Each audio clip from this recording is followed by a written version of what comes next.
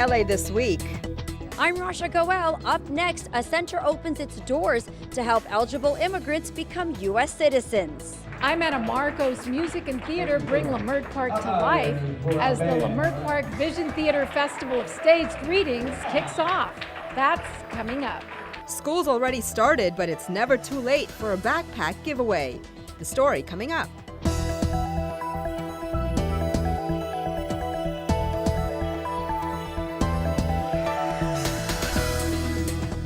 Hello and welcome to LA This Week. Thanks for joining us. I'm Yana Kay. Now, we all know that LA needs more affordable housing, and one strategy that many say will help build those units moves forward on the LA City Council. Mayor Eric Garcetti has been urging the council to pass his linkage fee proposal since 2015, and now it's on its way, but with some changes. Gil Reyes has more from downtown. Gil. Well, Yana, whereas before LA City Council members were considering a more across-the-board fee on developers, they're now suggesting a more tiered linkage fee system, one that would give developers more breaks if they decided to build in not-so-hot housing markets such as South Los Angeles. Still, that does not end the argument that such a linkage fee could push developers out. What do we want? Linkage fee! Where do we want it? Now! People gather in downtown to support proposed fees on new construction. Revenue from these linkage fees would build much-needed affordable housing for the city's working poor. We have close to zero steady streams of revenue to build affordable housing in the city of Los Angeles. That's a shame. The linkage fee will change that. Councilman Jose Huizar and his Planning and Land Use Management Committee unanimously support the fee, but have also decided that a one-size-fits-all charge for builders would not be fair, since development markets vary from neighborhood to neighborhood. Councilman Mike Bonin represents Marina Del Rey, a popular development area on the west side. There clearly is some sentiment that there are certain parts of the city where development is not as hot as my district. So as someone who represents that hot area, I enthusiastically endorse the idea of a tiered system. This tiered system would charge $3 to $5 per square foot for new commercial development, $8 to $15 for new residential development. Builders in hot markets like the West Side would be charged more. Not so hot markets like South LA and parts of the Valley, less. Again, money raised would build affordable housing. We are adamantly opposed to the linkage fee because it is a flawed plan that would lower housing production. At a packed committee meeting, critics say new fees on developers could force them to build elsewhere, and that charging companies extra always hurts the consumer. Cigarettes, gasoline tax, airline fees, all passed down to the consumer. An additional cost to housing production will lead to increased rents and home prices for 99.9% of low-income households. This is like navigating a live minefield, that if we make it through it somehow, we'll live. But if we misstep at all, we don't. And the consequences are devastating. With several amendments added, the proposal is expected to go before the full city council for a vote. In downtown LA, I'm Gil Reyes for LA This Week. Other studies say linkage fees would not slow construction in the city of LA, pointing to Santa Monica, West Hollywood, and Pasadena as examples. City planners say up to $92 million could be raised annually, enough to build 1,500 units of affordable housing. Well, what do you think about the LA Police Department using drones in the field? There's quite a debate going on as some LA residents are up in arms over the issue. It all boils down to privacy rights versus safety, as the LAPD moves forward with a new plan to introduce drones to their tactical arsenal. Anna Marcos has more from one community meeting. The LAPD could soon be flying drones in your neighborhood if a proposed pilot project goes through. But according to irate citizens at this meeting, it is lower-income neighborhoods of color that will feel the heat of the unmanned aerial systems, or UAS devices. They will be used first and foremost to surveil, adding a camera with a camera on drones. They're used to surveil and add more of us, our bodies, our people in databases that are used against us. If you give a green light to police with drones, they will add to them more weaponry and they will escalate. That is their tendency. History shows that SWAT and LAPD in general uses this type of military equipment for one reason only: to occupy and oppress low-income communities of color in South LA, East LA, and Skid Row. The LAPD introduced the one-year pilot project at a police commission meeting in early August. They say the drones would make high-risk crime situations safer in cases such as barricades, hostage or hazmat situations, or armed suspect standoffs, and that the drones would not be armed with weapons or used for routine surveillance. We can put this device in harm's way rather than an armed officer or a canine, which sometimes may trigger a reaction from an anxiety-ridden suspect. We, for the neighborhood watch groups in Highland Park, endorsed the drones. There was only meager support for the drones at this meeting, but most residents here objected not just to the drones, but to the lack of public input. They say only 4 community meetings were scheduled with a one-day notice, none of them in South LA, East LA, or Skid Row. They don't want us here. You know, it's like if you tell someone with less than a day in advance, you know, to show up, you know, you don't really want them here. I don't have the trust. I absolutely have zero trust. I can see a lot of uses and a lot better way to spend this money than on that. Hire another 5 police to be on the street. Police say they care about citizens' privacy rights and that the meetings were posted for a week. Anyone who still wants to give input on drone use can email suas@lapd.online.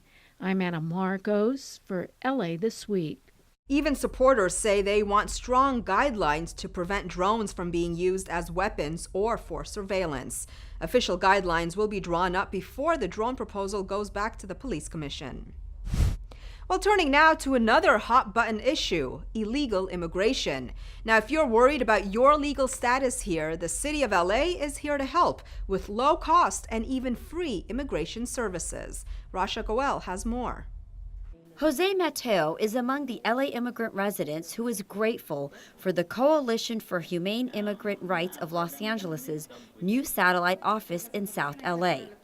Given the anti-immigrant climate under the new White House administration, having this office helps give him a place to come to when he needs to renew his work permit. I can work and do my taxes and feel more free, more confident. Known as Chirla, the organization helps immigrants apply for citizenship and assists young immigrants with their applications for the Deferred Action for Childhood Arrivals, or known as DACA, a program that provides work permits and deportation relief. In this office, we will be able to provide our community with quality, low-cost or free legal services. We're here today to affirm that the American dream belongs to all of us. The office received support and funding from Councilmember Curran Price, who awarded Chirla a $500,000 grant for legal immigration services. Furthermore, it sets aside financial assistance to address steep application fees that often discourage low-income legal permanent residents who are eligible to apply. Officials say there are 90,000 individuals in this district who are eligible for citizenship who haven't applied. Hopes are having resources and tools such as this one will help encourage them to apply for their citizenship. No, you don't have to live in CD9 to get all the quality services that are now here available. So any community south of the 10 can get services here. I feel more empowered to have this organization, by my side. While the office is open to those who live across South Los Angeles, the financial assistance will only be available to 9th District residents. In South LA, I'm Rasha Goel for LA This Week. These services will be available through March of 2018. On a related issue, as of deadline time for this story, a policy allowing children of those undocumented immigrants to remain in the U.S. hanged in the balance. Gil Reyes shows us some local dreamers who potentially have a lot to offer the U.S. if they remain. I met other people like me, and that completely changed my life. Melody Klingenfuss is an undocumented immigrant from Guatemala. She also holds a master's degree from USC. In fact, the other young people seated at the table are a lot like her, all arriving in the U.S. as children and are either college-bound, college-educated, or have pursued advanced degrees. I would suggest if the vast majority of people who are expressing opinions about this issue had the opportunity to meet our dreamers, they would understand it's just the right thing to do. The right thing to do, according to Senator Kamala Harris, is to let them stay, offer a pathway to citizenship so they can contribute their skills to the U.S. economy without fear of deportation. Harris meeting the Dreamers at the UCLA Labor Center. It's about people who are prepared to earn their right to be here, who are demonstrating that they are earning their right to be here. But as of deadline time for this story, the residency was in jeopardy. 10 state attorneys general had threatened to sue the Trump administration unless it scrapped DACA, or Deferred Action for Childhood Arrivals. This 2012 policy has so far allowed children of undocumented immigrants to stay. LA Mayor Eric Garcetti says DACA makes good sense and also helps to prevent an underground economy. We want to see folks come out of the shadows. It was a great boon to our economy. We have $460 billion in the next 10 years that Dreamers will be able to contribute to the economy.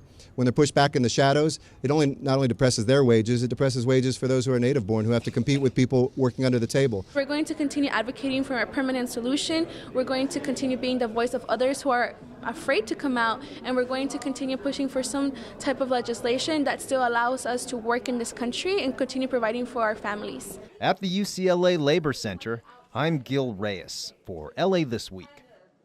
Senator Harris urges Congress to get started on passing the DREAM Act and comprehensive immigration reform. Over at City Hall, a new call for women in LA to take leadership roles as LA marked Women's Equality Day. And for the second year in a row, Councilmember Nuri Martinez took the lead. Anna Marcos explains. Imagine a City Hall chambers filled to capacity with all women. That's what happened at LA City Hall for Women's Equality Day as Councilmember Nuri Martinez hosted a panel to talk about women in politics.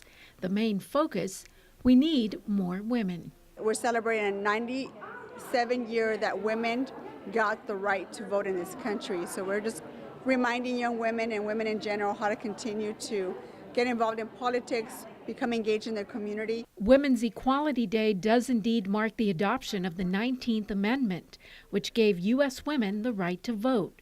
But it has come to mean much more. Some of these panelists are fighting for our schools, for LGBT rights, for people in our state and our city, and some are fighting what they call our rape culture. You know, I'd taken it for granted that we were doing as well as we were when all of a sudden Donald Trump was out there talking the way he was about women and our bodies. This panelist identifies as both male and female. When I walk down the street, when the police stop me, when I'm with my white wife, they treat me as a young black man. When I'm in the workplace, I'm treated as a black woman, and I'm treated as being angry or overly emotional. And this panelist has decided it's time to run for state assembly. And we had seen the rhetoric across the country about immigrants and undocumented people and women and refugees, and having been all those things and being all those things, I decided that I needed to do something about it. I think we need this as young women, entering fields and hoping to take on, positions of leadership ourselves one day. It's very inspiring to be part of these discussions. For many of the women here, newfound motivation to go out and be a leader.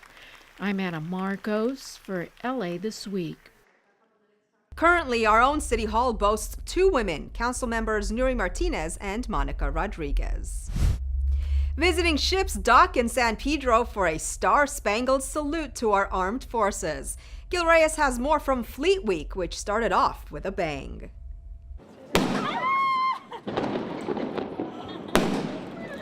The city kicked off LA's Fleet Week with a double cannon salute from the hosting vessel, San Pedro's own USS Iowa. Navy veteran Dominic Pellicciati had served on board the Iowa in the 1980s and returns for the first time with his family during Fleet Week. One of the best things I ever did was serve my country, and especially serve on an iconic historical battleship, Iowa. And it's really a joy to show them. As your mayor, as a Navy officer myself, it's a big thrill for me to do this. Fleet Week is a great way to connect with our United States Navy, to see the courage, to see the bravery, to see the skills, to see the unmatched ability of the men and women who defend this nation. Besides boarding the Iowa, you could also board 6 visiting vessels in LA's event, including the USS Anchorage, the USS Dewey, and the USS Pasadena, and for free through Labor Day weekend.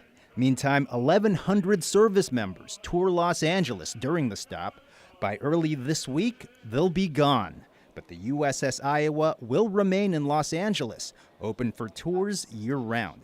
The Pellicciati family says the Iowa is their favorite vacation destination so far. We did a mountain to shore bike tour, we've kayaked, we even toured Warner Brothers, but this is way, way better. My favorite part of it was like the turrets and the big machinery and stuff, because I love this stuff, big battleships, and guns and everything. Area Councilman Joe Buscaino is fired up over other amenities in San Pedro. Amazing project underway with the redevelopment of Ports of Call, the San Pedro Public Market. We have new cafes and shops coming online, housing coming in the downtown San Pedro area. So things are happening. Even after Fleet Week. In San Pedro, I'm Gil Reyes for LA This Week. Cities like Portland and Seattle also held Fleet Weeks this summer. San Diego, which began the tradition more than 80 years ago, will have theirs in October. Well, few neighborhoods are as racially diverse as LA's Mid-Wilshire area, and those differences were highlighted recently through an art exhibition that inspired peace and conversation. Gil Reyes shows us. A mixing of colors to create something different. LA's Korean and Latino Americans curate a project, and this is what they got. We came together to do a cross-community art exhibit. We wanted to show the city, the state, and the rest of the country that here in LA, we do things differently. We embrace and love diversity. Getting them in the same room, getting them in a comfortable space, and what more comfortable, beautiful space than a space that holds all of this wonderful art together. We're at the Kim family's EK Gallery for an exhibit called Embrace LA, Diversity Through Art. Embrace LA is an effort to increase dialogue on race and gender relations following a rash of hate crimes nationwide. This exhibit, just part of that conversation, led by LA City Council President Herb Wesson. Sports, music, and art, these are 3 things that have been bringing us together as human beings since the beginning of time.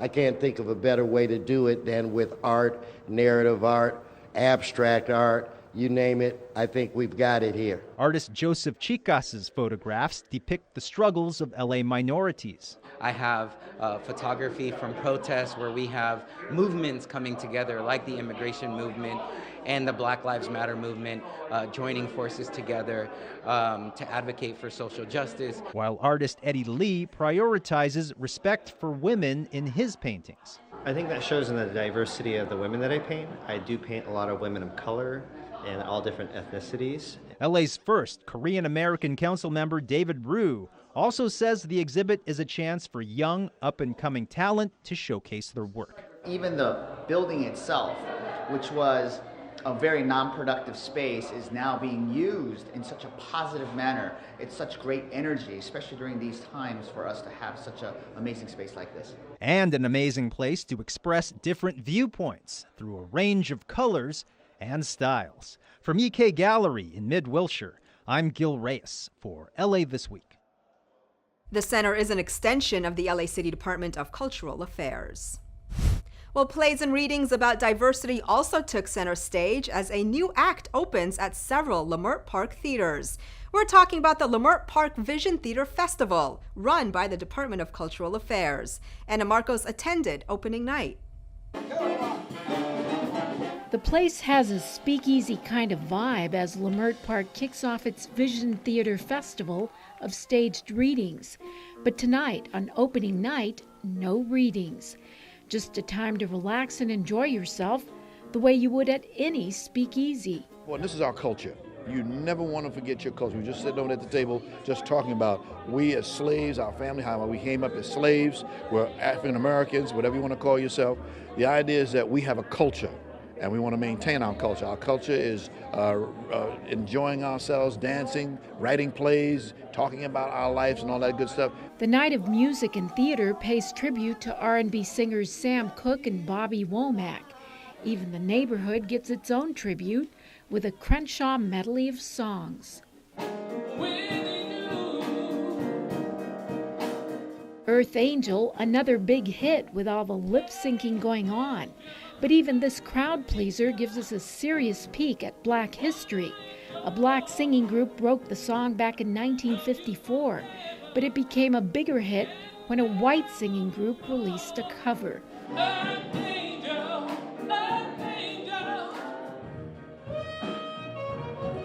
The hope is all this activity and entertainment puts Leimert Park back on the map in a big way, not just culturally, but economically as well.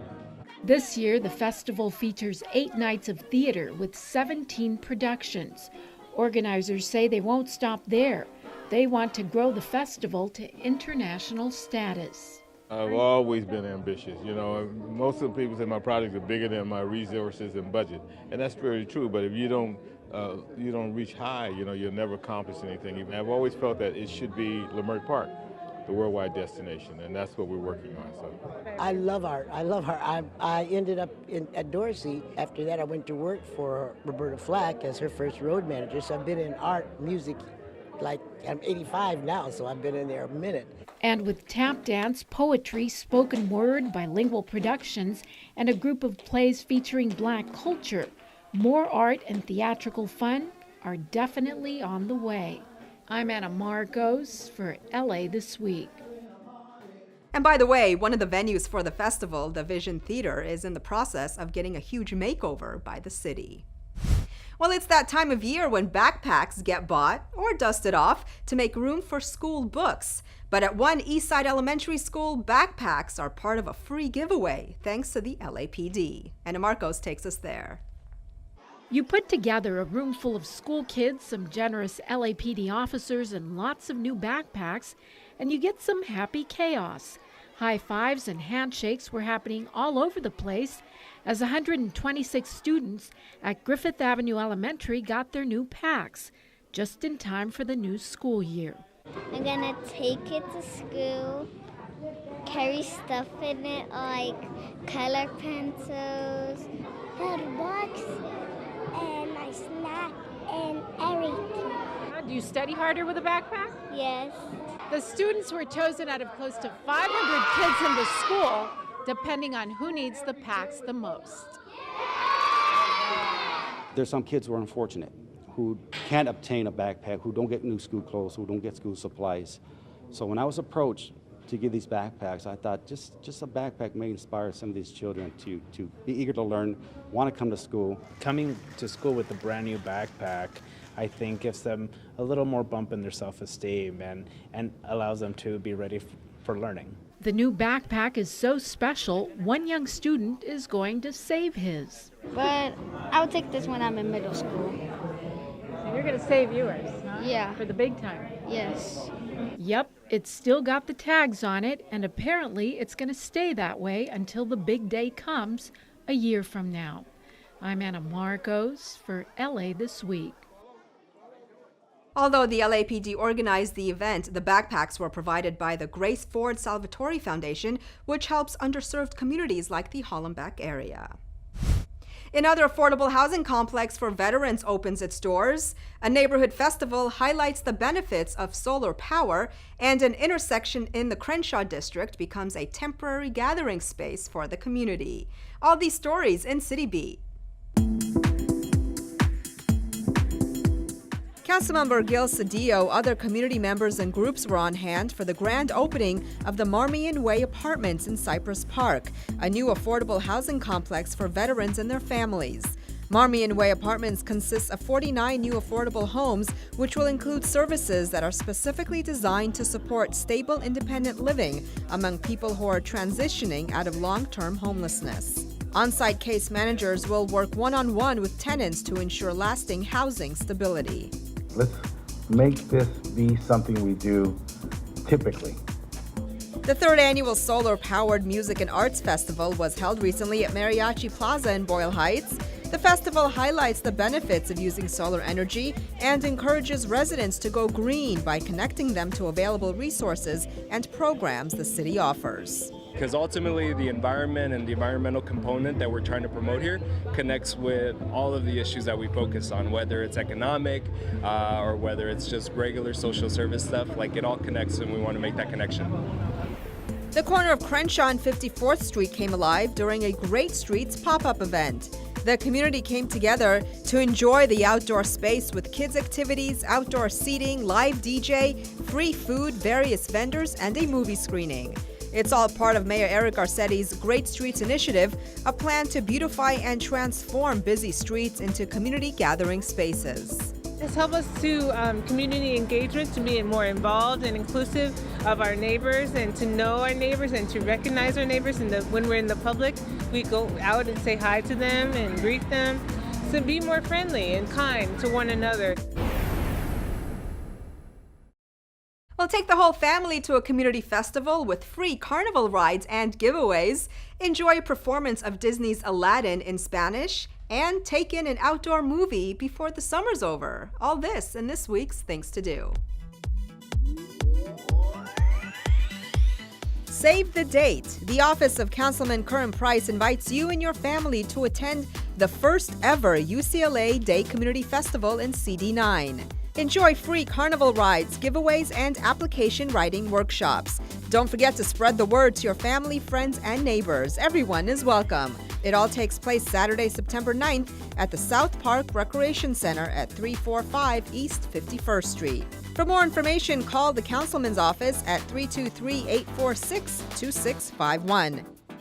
Councilmember Gil Cedillo and TNH Productions are presenting a live stage production of Aladdin in association with El Centro del Pueblo and Casa 0101 Theater. When the rebellious princess and a delinquent street rat meet in the marketplace, they find something special in one another, rise above the barriers between them, and with a little magic help create a better future. This production is performed in English and Spanish at the Los Angeles Theater Center in downtown Los Angeles at 514 South Spring Street. The performances take place from September 7th through the 17th.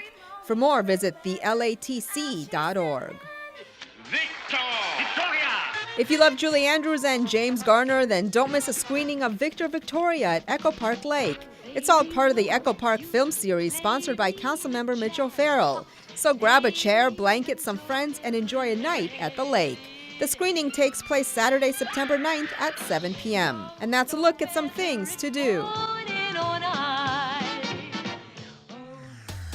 Well, that's going to do it for this edition. I'm Yana Kane from all of us here at LA This Week. Thanks for joining us.